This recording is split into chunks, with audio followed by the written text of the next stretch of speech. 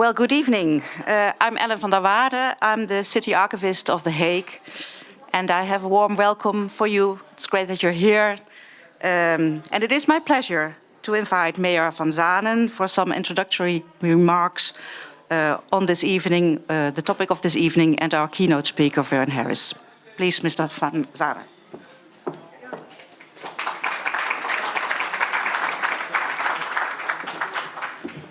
Thank you, Ellen. Your Excellency, Professor, to me it's an honor to be here, and a very warm welcome to all of you here in Studio B, who have come here to hear the speech, the lecture this evening.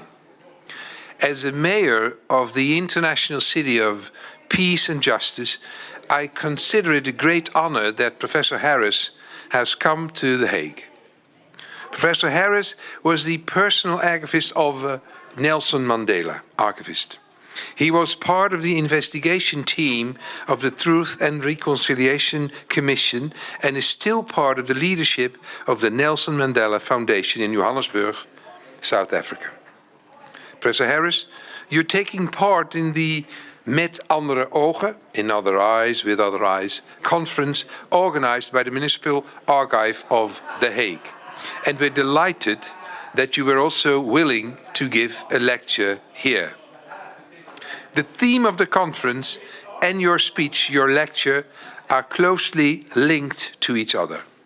You will be speaking about the importance of archives, their importance for research, and in providing support to victims and groups that have been neglected or might otherwise soon be forgotten, and the role that archives can play in dealing with an unjust past.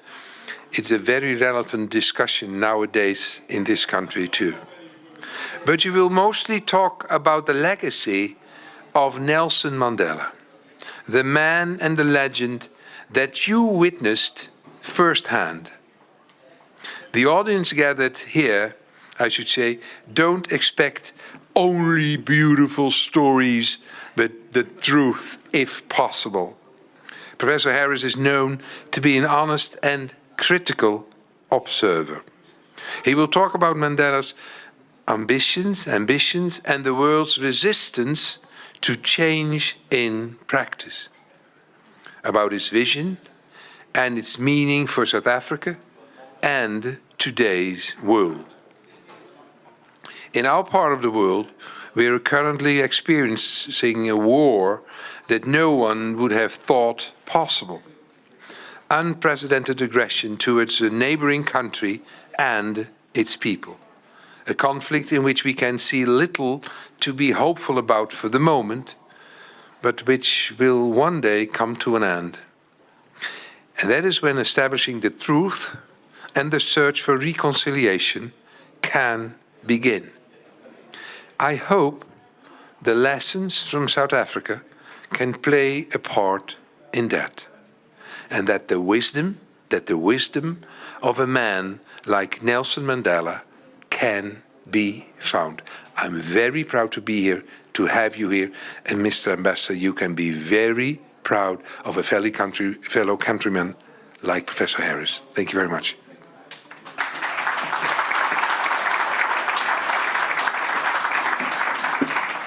Thank you, Mayor van Zanen. Unfortunately, you cannot stay this evening. You have other obligations that need your attention.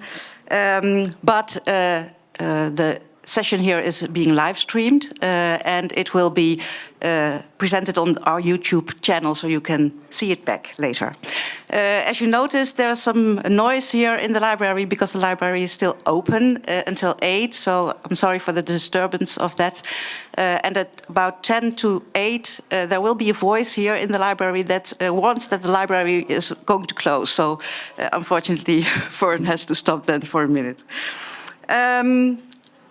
Now, I would like to invite you, Verne, to come to the stage. And after your talk, there will be room for some discussion and some questions. And that part of the session will be moderated by Rima Knoop. Thank you.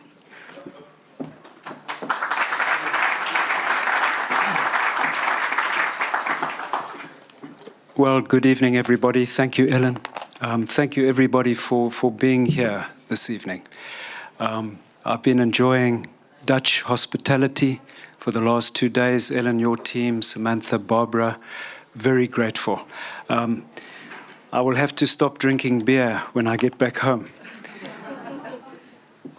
So, the meanings of Mandela in the plural, many, many meanings. Let me start with 3 preliminary reflections. The first one is a note on my own positionality. I like to think of myself as a scholar, but when I talk about Nelson Mandela, I can't claim to have that critical scholarly distance. I served in ANC structures in the early 1990s, and he was my leader. And during the first democratic administration, I was a public servant, he was my president. I first started doing projects for his personal office in 2001, and then in 2004, he became my boss. So what I'm sharing with you is not the reflections of a scholar so much as somebody who has engaged with the life and the work of this person over a length of time. So you will forgive me. For example, I can't call him Mandela. For me, he is Madiba. And so I will refer to him as Madiba as I talk. Madiba, by the way, I didn't know. I thought everyone knew this. This was his clan name, and it captures both deep respect and affection simultaneously. But let me share one anecdote just to give you a sense of the nature of the working relationship I had with him. In that time of that photograph, I was a smoker of cigarettes, as were a couple of my colleagues. And we had to go and smoke behind the back wall, so he didn't see us because he didn't like to see us smoking. But he could, of course, smell the smoke. And then he would remind us that we have a healthy body that we must keep healthy. And eventually, when I was a bit more confident in his presence, I started to tease him by showing him photographs of himself with a cigarette in his hand from the 1950s. And one day he said to me, "No, you have to understand. In those days, to be a big man, you had to have a cigarette in your hand. That doesn't mean I was smoking cigarettes." But then I found the photograph of him with a cigarette held like this, not like this. So we would tease each other about this. No resolution to that question. A second preliminary reflection has to do with this question of legacy. Because our organization is called a legacy institution. And for many years, we labored under the terrible burden of believing that a legacy is something you receive, and your responsibility is to protect it and to preserve it. But over years of deep conversation with him, as well as conversations amongst ourselves, we realized that we make a terrible mistake when we think of the legacy. Any legacy only lives as long as it is being made and remade. So that now we see our responsibility to be opening that legacy to interrogation and reinterpretation by new generations. So what is Madiba's legacy? It is what it is becoming. And then a third preliminary reflection. I want to talk about an archival principle because there are archivists in the room and we are in a building that has archives. So in this discipline of archives, there is a principle which asserts very broadly that the meaning and significance of a record is not located so much in the content, but more in the context of the creation of that record and the subsequent use of it. And of course, contexts are always without number and are ever shifting, so that meaning and significance shifts as well. For me, the meaning and significance of Madiba is changing over time as the context I find myself in change. I'll give you 3 instances that illustrate the point I'm trying to make here. In the 1990s, I revered him from a distance and was caught up in the thrill of hopeful and confident democratizing. In the 2000s, I had a personal working relationship with him and was reckoning with a terrible unraveling of so much of the foundational work that he had led in the 1990s. So what does that mean for his work, his name?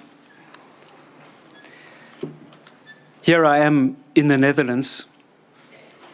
If I speak to you about Madiba, it feels very different to when I speak in a country like Ethiopia or Kenya. The contexts here are different. And I'm very aware of contexts of the anti-apartheid movement, extraordinary support for those struggles, but also of the fact that the Netherlands was the first European power to colonize what became South Africa. And that affects the meaning in this context. A third example. In the 1990s, like many others, I embraced Madiba's nation-building project. That nation-building project was so important because we needed to find common narratives, shared identities. But from the perspective of today, I begin to question whether there is not a shadow to a nation-building exercise. Because a nation-building exercise is about belonging. We belong, all of us, together. But today in South Africa, we have what is often called xenophobia, but which most often is more precisely Afrophobia, suspicion of and a hostility towards people who come from other parts of Africa. And I wonder to what extent this challenge now of who belongs and who doesn't belong relates to that big nation-building project. Of course, the challenges of xenophobia and Afrophobia are not unique to South Africa. I think you know these challenges here in the Netherlands as well. Okay, so much for preliminaries. Someone's going to signal to me, right, when I should stop, which is, you will. So today in South Africa, we are engaging with a new generation interpreting the meaning and significance of Madiba. One which is seeing in him and his life a clutch of renewed meanings. You might have heard of the fees must fall phenomenon, where students on our university campuses were protesting, this is 2015, 2016, demanding the transformation of tertiary education. The language they were using was, we must decolonize. And in relation to Madiba, they were saying, he sold us out. He sold black South Africans out. Now, this was not a new narrative. It connected in many ways with a narrative that emerged in the 1990s amongst radical scholars, Marxists, historical materialists, who were saying that our transition to democracy was an elite transition. and that the ANC had sold its soul to neoliberalism. So in these narratives, Madiba set South Africa on the wrong course. And for me, they are strong narratives. You don't just dismiss them.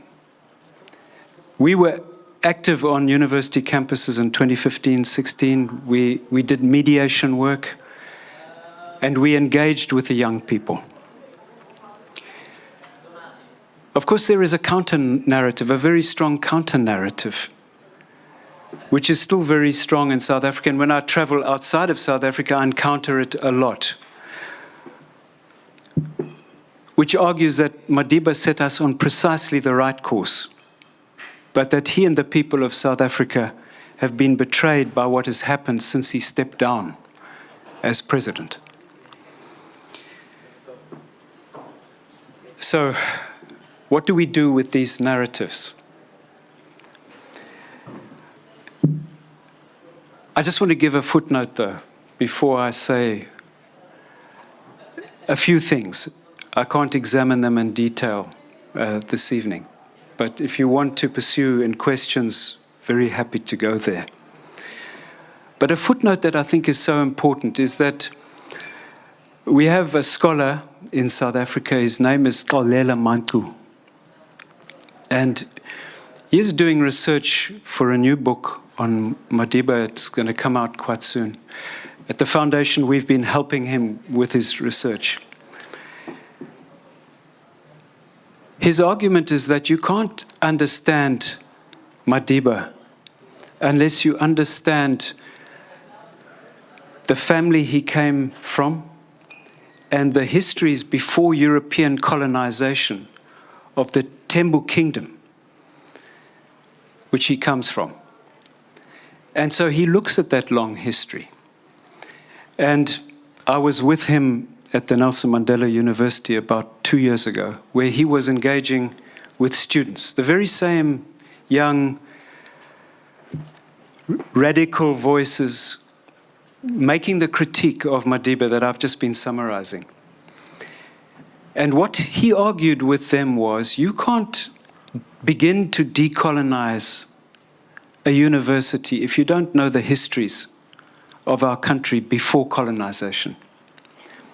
And you can't call Madiba a sellout until you understand the histories of that Tembu polity, which was renowned for negotiating, for mediating, for entering into alliances. Even at one stage, entering into an alliance with white settlers against other polities in the Eastern Cape.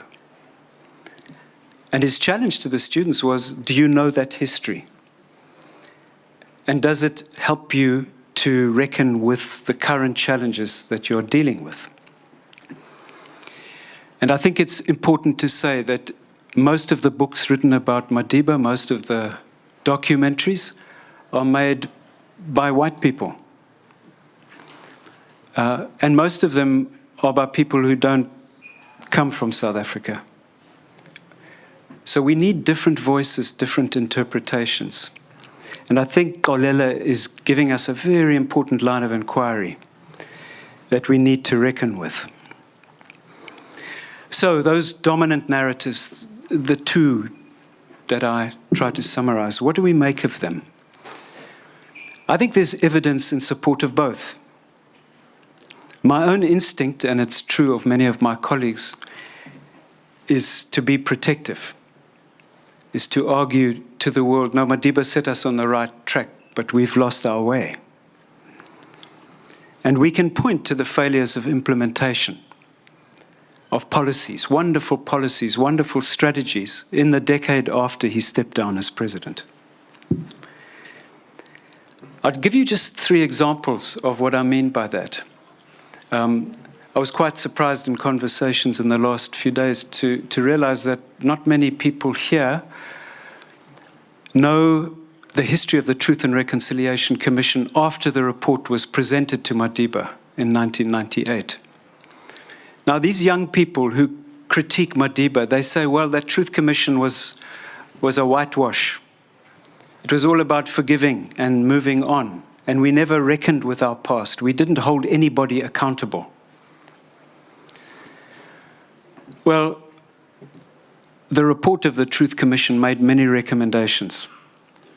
And in my view, the recommendations were really an agenda for the transformation of our society. The sad reality is that the South African state has never formally responded to those recommendations. I was in government at the time, and departments were being given the recommendations, and we had to study them and work out, so what can we do to contribute to implementing? But then came a time when that stopped. We never followed through. So perpetrators of human rights violations who did not get amnesty, well, for Madiba, the next step was to prosecute them. But there haven't been prosecutions. So failures of implementation. I'll give you two other examples. A big question in our country now is land. Now, when Madiba became president, he made an undertaking to transfer 30% of white-owned land to black South Africans. By the end of his presidency, he changed that to 2014 when he realized the practical problems he was facing. We started well with that. But the reality is that today, and there are various estimates, we're sitting at about 8 or 9% that we've successfully transferred. So implementation of a land reform policy has not been good. A last example I will mention, and archivists will, I think, identify with this challenge. This context is closing in on me now. Freedom of information. In the 1990s, we embraced the concept of open democracy. And before the law came into effect, our Promotion of Access to Information Act, I was in the National Archives, we were making materials available. But once the new law came into effect in 2001, it became an obstacle to access, and it is used routinely to stop reasonable access to information. What is that about? That wasn't the vision of Madiba in the 1990s. So I could keep giving you examples, but I'll stop there. In that decade, after Madiba stepped down, we also saw the use of state agencies to fight political battles. And that opened the door wide for the systematic state capture and looting which we saw in the Zuma era. We have to reckon with that. But let me now go back to the 1990s, because very often there's a romanticization of what was done, what Madiba did, what we did. And I say we because I was in government. I can say our ambassador wasn't in government at that time. So when I say we, I'm talking about those of us who were part of developing new strategies, new policies in the 1990s. And I think we need to be frank about the mistakes that were made, the unnecessary, in retrospect, compromises, and the shortcomings of that first administration. Now, very often, and I hear it from my colleagues, when we talk about these things, the argument is often made, yes, but Madiba wasn't really managing government on a day-to-day basis. He was more of a symbolic leader, and Thabo Mbeki was really the responsible leader. Well, the evidence tells us that Madiba was very hands-on, and he could drive ministers and directors general nuts because he would want to micromanage certain aspects of government. So there is a responsibility that Madiba has to carry. I think we, in the 90s, underestimated the terrible damage that had been done to our social fabric, not only by the long history of colonialism, and of apartheid, but especially the last 10 years, 1984 to 1994. I remember in the late 80s, in anti-apartheid structures, we were saying even if the apartheid regime falls now, it will take us generations to fix. But in the early 90s, in a way, Madiba seduced us, I think, into believing we could fix things very quickly. And we came to believe that South Africa was exceptional, that we could achieve things that other countries had not been able to achieve. There was a certain, what I call hubris, a certain arrogance about this. And I'll just give you a few examples of what I'm talking about. I'm sure you've read about our problems with electricity supply in South Africa. Well, you can imagine that electricity supply system through the apartheid period was geared to providing electricity to a small part of our population. In the 1990s, we had to expand that very quickly.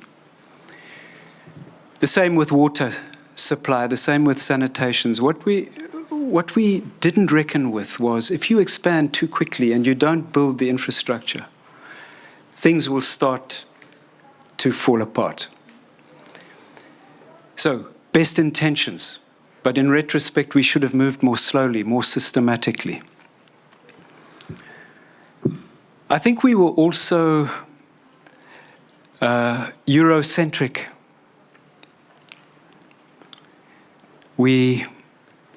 Because we felt we were exceptional, we could do things in an African context, which other countries hadn't succeeded with. And we were seduced, I think, by the notion that the global north is where the best practice is to be found. We used models that often weren't appropriate for our contexts. So if you think of our education department, the apartheid education system, how are you going to transform it? Well, we used models from Australia and Canada. And we didn't look at what was happening in Zimbabwe or Tanzania or Brazil. I think we're learning that lesson now. Also, in retrospect, I think we made compromises that weren't necessary. And for me, the big one has to do with macroeconomic policy. Is we found ourselves in a world that was becoming neoliberal very quickly. And in order to articulate with that world, we compromised in ways that have been very damaging. Arguably, those compromises have made it almost impossible to dismantle white supremacy and to redistribute wealth meaningfully. So the old patterns of power, privilege, and access to property remain pretty much in place. And the last one I would mention is that we underestimated how deep the patterns and the systems of corruption in the apartheid system were. We didn't uproot them. And very quickly, new patterns began to connect with those older ones. And in retrospect, I don't think we acted quickly enough. And it is a critique of Madiba. We saw these new patterns beginning to emerge. And we could have been far more decisive. We're paying a terrible price for that today.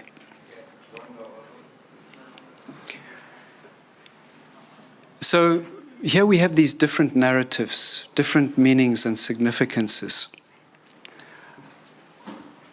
I would argue that to make sense of that, we need a new narrative, if not a new language, to hold the complexity of Nelson Mandela and what we call his legacy. And that language, that narrative must treasure and protect space for contradiction. I think archivists are not comfortable with contradiction, right? We look at the evidence. But if we talk about Madiba, the human being now, I hear so often people who talk about his humility. He was a humble person, a humble leader. Well, this is true, but he also had a vanity, which often got him into trouble, like enjoying being with the Spice Girls. We hear people often talking about his commitment to collective leadership, that he consulted. Well, that is true, but arguably all those key moments of leadership, difficult decision-making, were marked by a certain unilateral decision-making, where Madiba would then persuade the collective to come with him. We hear a lot spoken of the much-loved father and grandfather, but we also have to reckon with a family that felt abandoned. Madiba prioritized the struggle, and when he came out of prison, his family anticipated that he would become that father and that grandfather that he couldn't be. But in a way, he abandoned them again for the people. And we have to talk about Madiba's patriarchy. He once told me in 2005, when I went to prison, I was a male chauvinist. And it took years of thinking and reading. And in his own words, my attitudes were completely wrong. So complexity, the both and. I knew him in his old age, and two things stood out for me in my interactions. One was his discomfort with the ways in which he was being idolized and spoken of as a saint. And he would say, not only to me, but to my colleagues, "You don't have to protect me." So he wanted the complexity. He wanted the critique. But the other thing I saw, and this was a terribly difficult thing to see, is the extent to which he was disturbed, in pain, by the unraveling that he was seeing. So he would read his newspapers and then reflect on what he was reading. And in some ways, it was for him this, I haven't done enough. At the same time, he could say, but it's in your hands. But the call was, you have to complete this work that we started. I'm going to come to a close now. Is outside of South Africa, on a global stage, what is the meaning of Mandela in a context of environmental catastrophe? You know, in our country we're seeing, and I'm sure you're seeing it here, is climate change is not a theoretical question. It's impacting on our daily lives. And the human project is at stake now. I think we have a challenge. We have to change our behaviors dramatically.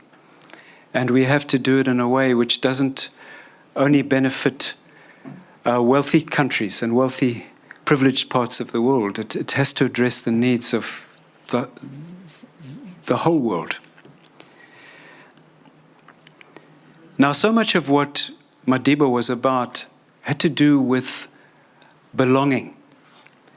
We all belong. And what does that mean in a context where the earth, in a profound way, is signaling to us that we human beings don't belong here? We haven't been good custodians. I'm not sure of the answer to this question. But I'll end by sharing with you what for me was the most important lesson I learned for myself from him. He would often talk about hope. But what I learned from him is that hope is not helpful. Because hope is predicated on a sense that the future will be better. And in the context of today globally, and it's not only about climate change, I think we see what we thought was a potential catastrophe for humankind in the nuclear age, in the Cold War. We thought that danger was gone, but we can see it's still with us. So what keeps us going if we don't have that hope? Excuse me.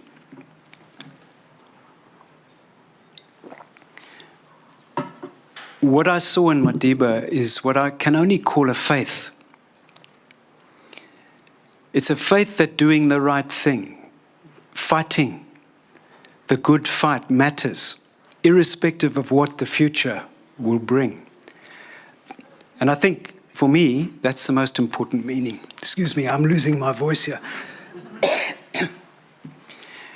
For me, in the context of today, that is the most important dimension of meaning that he offers us. Thank you.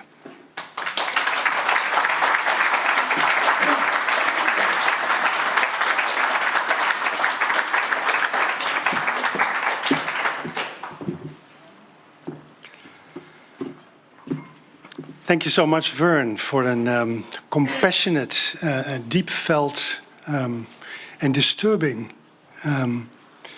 getuigenis. Story taking us on the journey that you have traveled. I feel privileged to being part of the audience, to be a co-traveler in this extraordinary journey. And I'm a little bit sad that it ends in such an pensive mode. Like, where are we now at the depth of our human possibilities? Let's try to make it a little bit more, well, no, not more uplifting, but to put it in a perspective where we can work with it. And let's first say one or two words about myself. I'm a heritage specialist. I used to be professor of cultural heritage at the Amsterdam University of the Arts, and I've been following as a consultant, an outside expert, the city archives of this city for the last 20 years, on and off. And I'm deeply concerned with the needs and the issues that are playing in this wonderful city in terms of this inequality, in terms of the need to look for the people who have been overlooked for so long. That's the theme that Verne tries to address in his testimony. That was the word I was looking for. Testimony about his 30-odd years with you call him Madiba. I don't know him personally. I would call him Nelson Mandela. We have ample time to pick up and deepen the themes, some of the themes that Verne Harris was so kind as to just indicate. He said himself that some things were too complicated or too deeply constructed to go into in a brief address. But in the half an hour, 3/4 of an hour, feel free to engage in a conversation on these themes, the themes of getting clear with your history, the themes of multivocality. You want to have more than one story told. The themes of how to pick up from where you are and go to a better future. aware of the possibilities, aware of the history. I was personally deeply touched by your point that Mandela once said that in order to come up with better solutions in the decolonization debate on the universities in South Africa, you need to know the pre-colonial situation. And just to give you an indication of the importance of this realization, yesterday and today we spent a lot of time talking about tonight's discussion. And Verne asked me, how did you decolonize from the Spanish occupation? Okay, Spanish occupation, well, let's sit down and talk about it, because we know the situation from before the Spanish Habsburgian period of our country that took us 80 years and a whole genesis narrative in order to define ourselves. So that became a very interesting talk. Us informing Verne, and Verne critically asking us about our knowledge of this pre-colonial situation. I liked it very much. In order for us in this hour to not jump from one issue to the other, I would like to have 3 or 4 questions in a kind of first round. Let it be the sort of questions that would be factual, like what was or what is. And then in the second round, if possible, we could go on to like, but have you thought of, like your own position? And the third one would be, how might we together build or do or come or create or start with something else? So keep a little bit in mind, if you like, that the first, like I would ask 3 or 4 people just to ask a very simple question: what was or what is or whatever, and then we take it from there. I will choose or pick a theme underlying your questions, your factual questions, and let's see how we progress from there. Barbara is running around, walking around with a microphone. You don't have to tell us who you are. Just formulate your question. Anything. Yeah. You may tell us who you are, but you don't have to. My name is Georg Bergs. Professor Harris, thank you very much for this very inspiring talk. I want to start with something else, but I will follow your order. A factual question. That is about this neoliberalism, which you said was a mistake. I think we all in the Netherlands now also come to the realization for our own country. But was this because the major supporters were, so the third way, social democrats in Northern Europe who walked that way, and that South Africa felt compelled to do as well? Or was it an internal conviction that that was the best way? Could you elaborate a little bit on that? Okay. Let's just keep it in the air. It will come down on its 4 feet when the time is right. Another question. The madam with the white jacket. Nihilism. The madam. Sorry. Oh, sorry. That makes me feel old, by the way. My name's Yvette Bab. I'm from South Africa. So thank you very much for this route back home. I have a question, and it may be more your judgment than it is factual, but do you believe South Africa has reached an inflection point after unraveling that you describe in the post-Mandela era? I didn't quite understand it. Could you slowly repeat it, the question? My question is, do you believe that South Africa has reached an inflection point after the unraveling that we saw in the post-Mandela era? Okay, inflection point. Inflection point, okay. Yeah. Anyone else? Yeah. In the middle, jump. My name is Ineke van Kessel. I have a very simple factual question about archival policies. Has there been a full disclosure of all Mandela's archives, or are there still parts of embargoed archives that will be released in, say, 50 years or so? Are there still things to be revealed, or do we know everything? Wow, that's a very simple but very hard question, all at the same time. Barbara, there's a fourth question. Yeah. My name is Derek Stegeman, and my question is, what is for you the most inspiring object in the legacy? Okay. Any more factual starting point? Yes. Mevrouw, in het midden. You may use English, and we try to translate it whenever Hello. possible. I'm Lisa Koolhoven. I was wondering, are his personal archives part of the ANC archives? And where are the ANC archives? Because I know they've been moving around. I was wondering where they are. Uh-huh. Okay, let's start with the most factual ones. The last one. Are the Mandela archives part of the ANC archives? You know, my instinct was to start with those easy questions too. So his personal archive is held by the Nelson Mandela Foundation. The records he created in the positions he held within the ANC are part of the ANC archives, which are at the University of Fort Hare. Although parts of the ANC archives are still in Luthuli House, the ones which are not accessible to the public. Are there records that are still embargoed or are not? Of course. We've been trying to get access to the CIA files on Nelson Mandela, for example.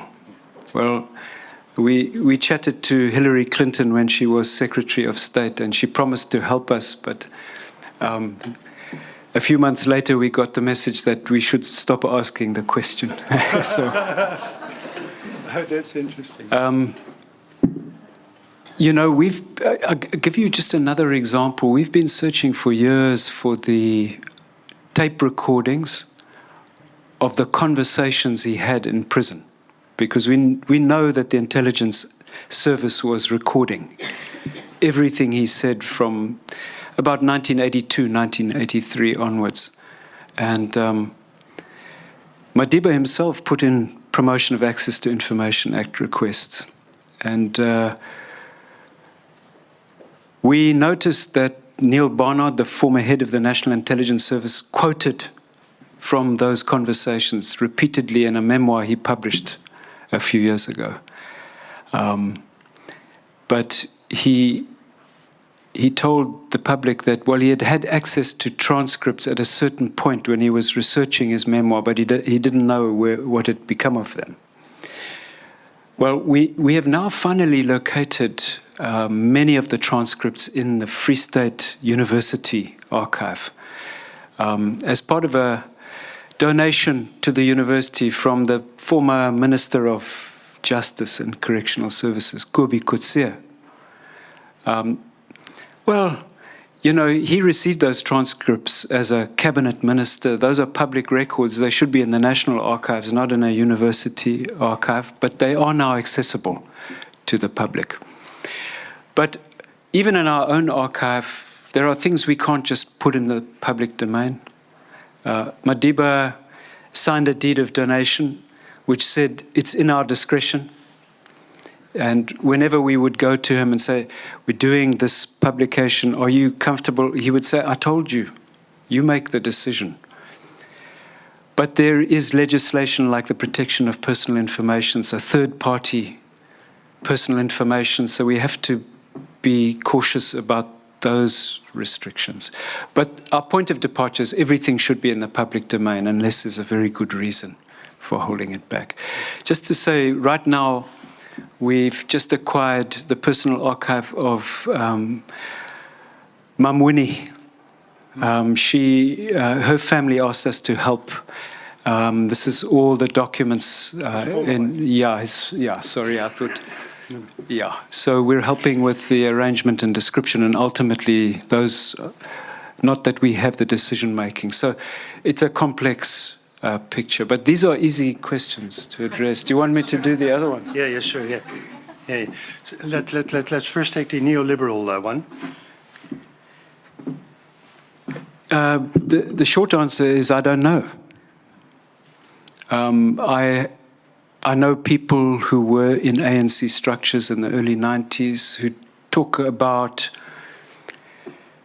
a seduction of members of the movement by capital, and who talk about, the World Bank and the IMF training people within ANC structures. I hear about the impact of the Berlin Wall, the end of the Cold War, and completely new then geopolitical realities. I hear talk of the global economy and how you can't say we will not engage with neoliberalism. You have to in one way or another. It's a question of how deeply you do so. But my own sense is that, and I was in ANC structures in the early 90s, is that ideologically, we lost our way for a while. The world was changing so rapidly, and there were so many challenges, negotiations, immediate practical challenges, that those deep questions often did not receive the attention that they deserve, but were often in a context where decisions, policy shifts were happening like this. So I can't answer you beyond that. I think it was complex.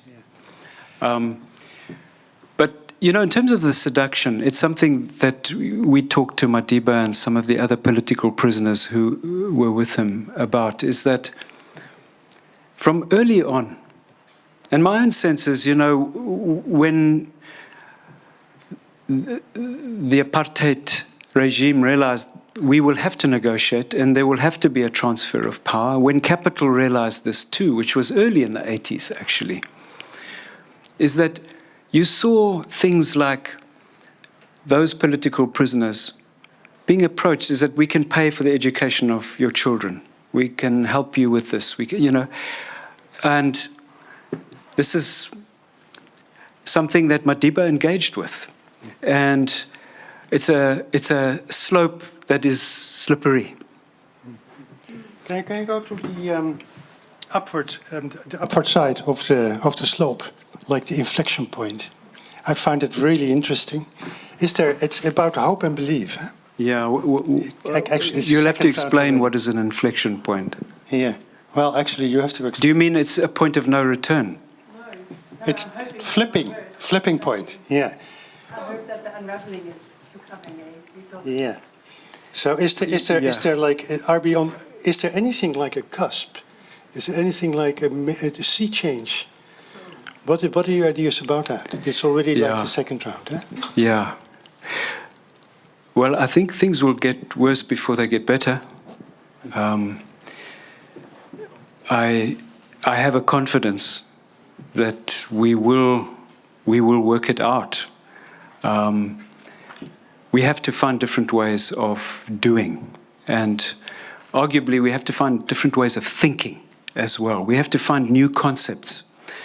We have to test new practices, and we're in many reaches of our society and of our state. We see new approaches being tested. I don't know if that answers the question. What I would say is that I think South Africa is an important country to be watching globally, because it's almost that canary in a cage in those old coal mines to see if there's methane gas. We're an early warning system, so watch closely what we do in the next 10 years, I would say. Wat zei je? Oké, ja. Yeah, Dirk, I think your question wasn't answered, is it? No. I question, what is for you the most inspiring object of the Madiba legacy? Yeah, sure. The inheritance, the most inspiring object or side, perhaps, of the inheritance of Mandela. Are you wanting me to talk about a document or a physical site? What is an object to you? It is maybe a little bit a teasing question because an object is belonging to a museum. So the legacy is not a museum for you, that's clear. Yeah. But I'm teasing you about the museum fact, side of the legacy. Okay.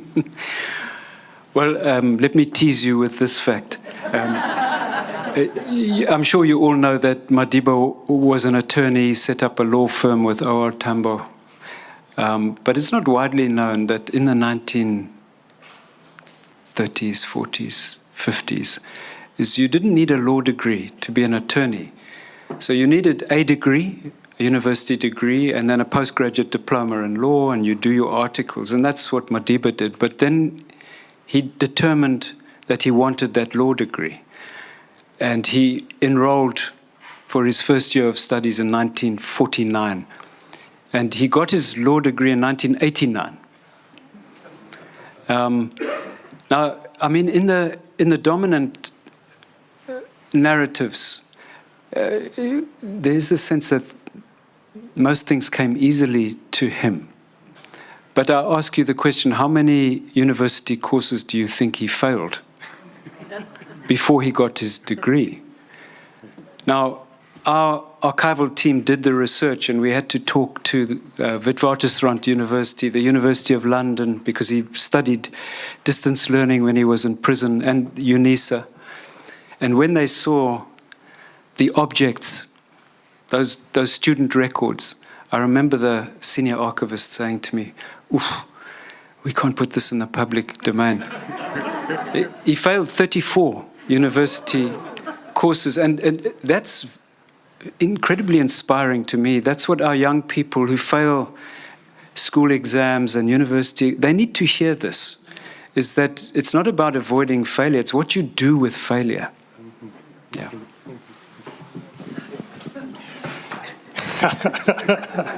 This should also almost be a really, really nice last word, but we're not there yet. I kindly ask you to like try to formulate questions like, what do you think about? The first round was like factual. What do you think about global warming or position of South Africa in the context of, or the fact that there are two foundations vying on the memory and the heritage of Nelson Mandela. Well, that's a new fact, so I shouldn't have said that. Anyone? Yeah. I have a question. You spoke about open democracy several times. Now you are here in Holland, and probably you read somewhere or heard that we have a lot of parties in parliament. I don't know even how many. And I think most of the people here don't know how many. How can you have an open democracy with one party being so big that, in fact, it's the determining the policy? How does this fit together in your view? Okay.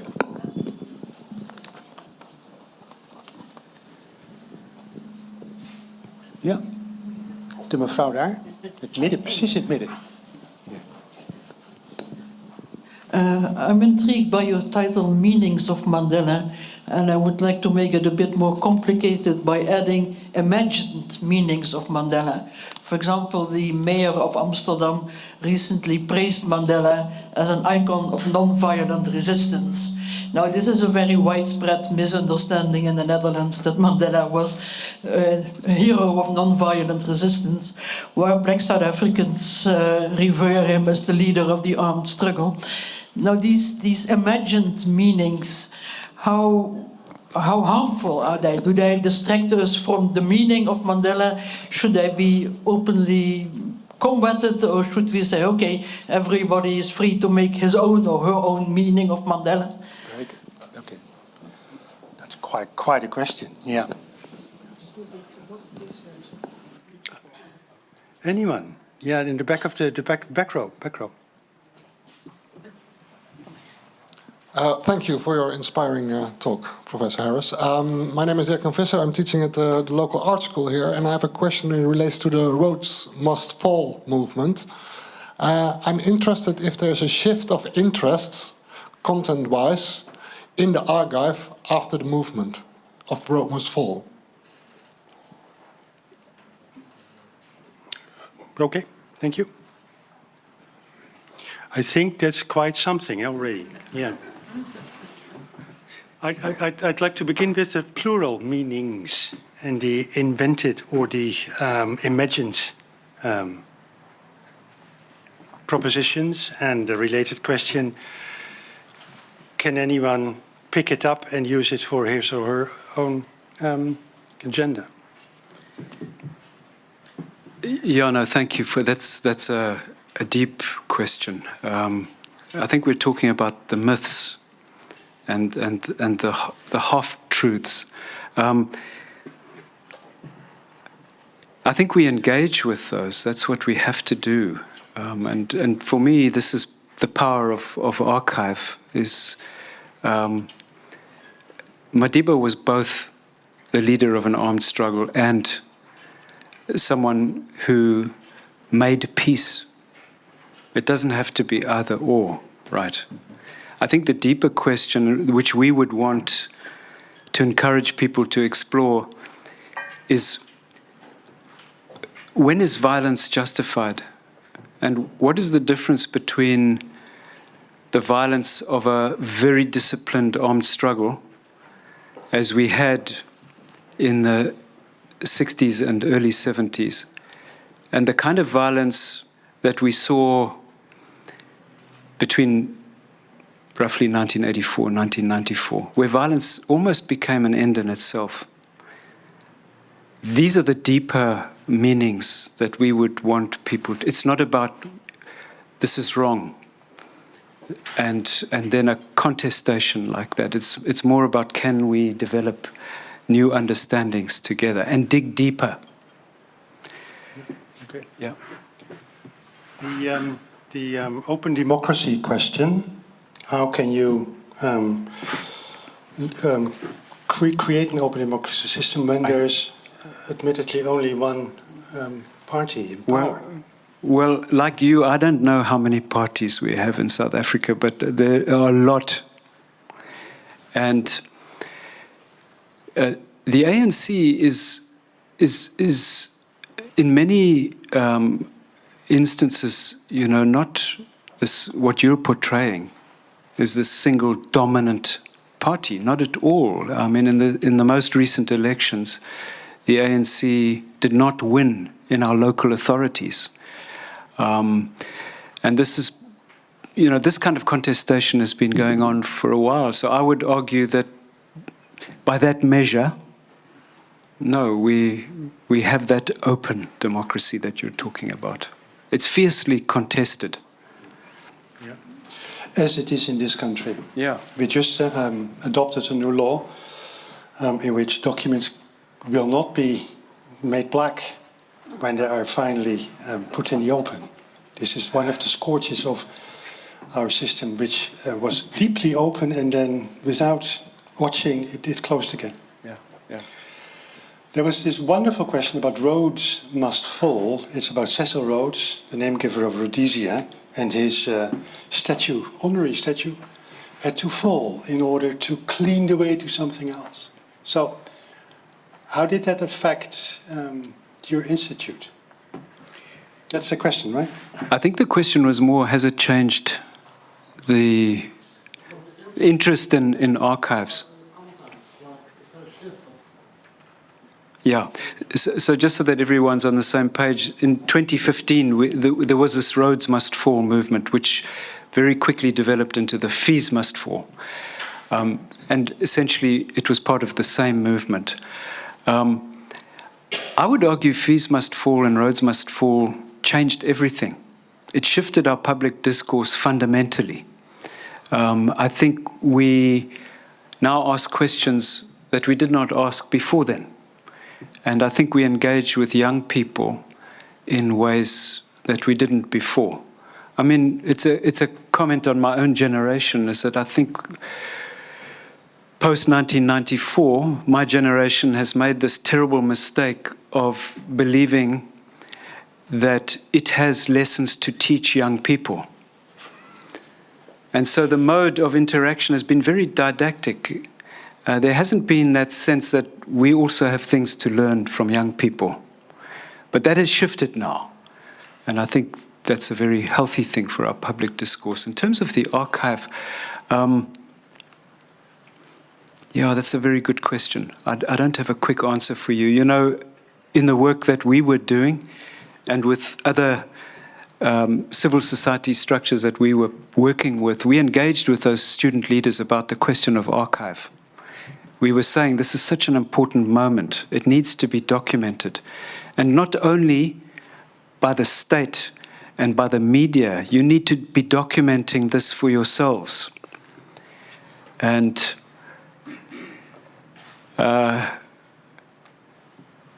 well, you know, young people don't like paper. And so the conversation was, well, we communicate with each other on WhatsApp. We organize on WhatsApp. And we had some interesting conversations, but they were derailed the moment that the student leaders realized that intelligence structures had penetrated those WhatsApp groups and were using them to exercise surveillance. And that archival discussion stopped immediately. But I'm sure the question of archive will be changed fundamentally by that moment.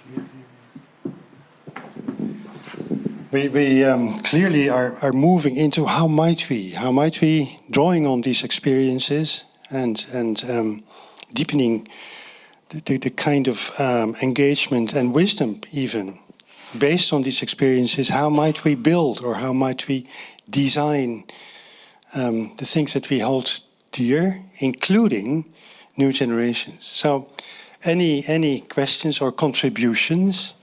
Don't you think that? That's okay now. Could work in this third round. Yes.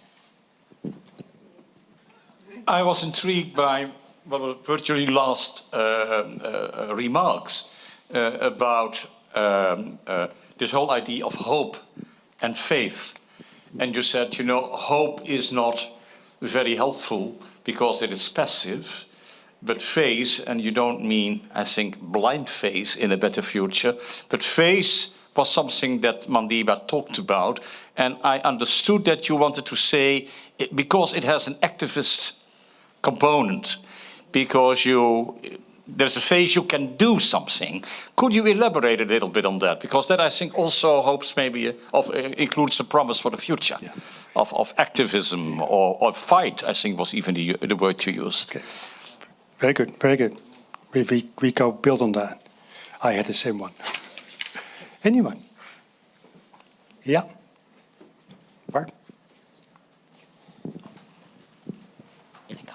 Ja, ik doe het even in Nederlands. We hebben het over dekolonisatie gehad.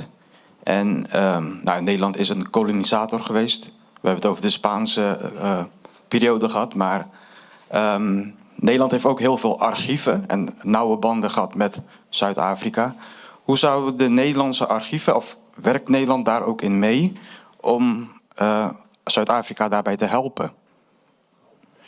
Taking the point of decolonization, the gentleman is curious to know how could the Dutch colonial archives help the situation in South Africa in order to improve it into the right direction? Beautiful question. Yeah. Very good. No?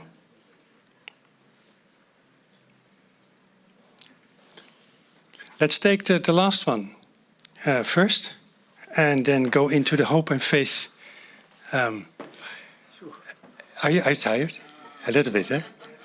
No, such a good question, and there's no quick answer So a provisional response, perhaps, is, I think that colonial archive potentially can help us to look in the mirror in terms of the extent to which Dutch ways of doing, Roman Dutch law, I mean, our legal system is built on that. We look in the mirror and we see to what extent we are still colonized. And this is the argument of young people, which we have to take really seriously, is we have not reckoned with this yet. Just think of the language English. We have 11 official languages. But effectively, English is the language of government. In my organization, we conduct all official business in English. And that's profoundly problematic. In our organization 3 years ago, we decided anybody who cannot speak a black language must learn, and we'll do classes. So that's a provisional answer. I think the critique for me of the young people is it's easy to do the analysis, but to find the solutions. So yes, we do need to decolonize our universities, but what does a decolonized university actually look like? Let's co-create that. Very strong. Now let's tackle the last one. The choice between hope and faith. You would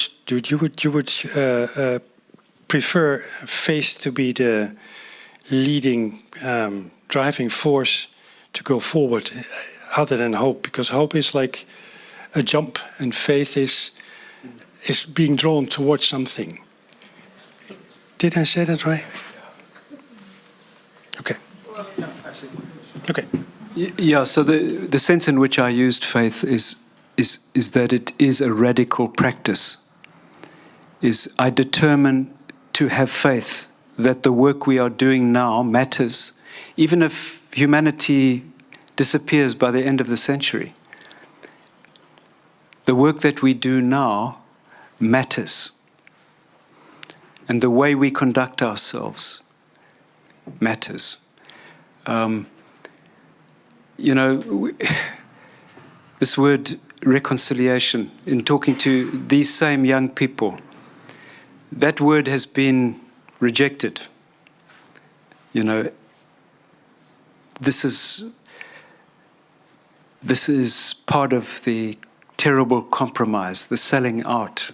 We don't want reconciliation. We want the land back.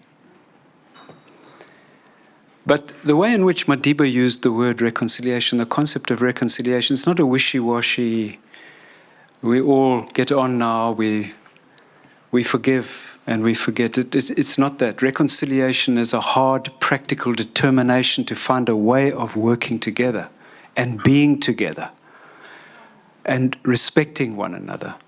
And it's the same with faith. It's strategy and tactics. I think those are. Can I have sound, please? I think those are delightful final words, because it's like a call to arms to stand together and to build something, right? And, okay. Thank you very much, Verne.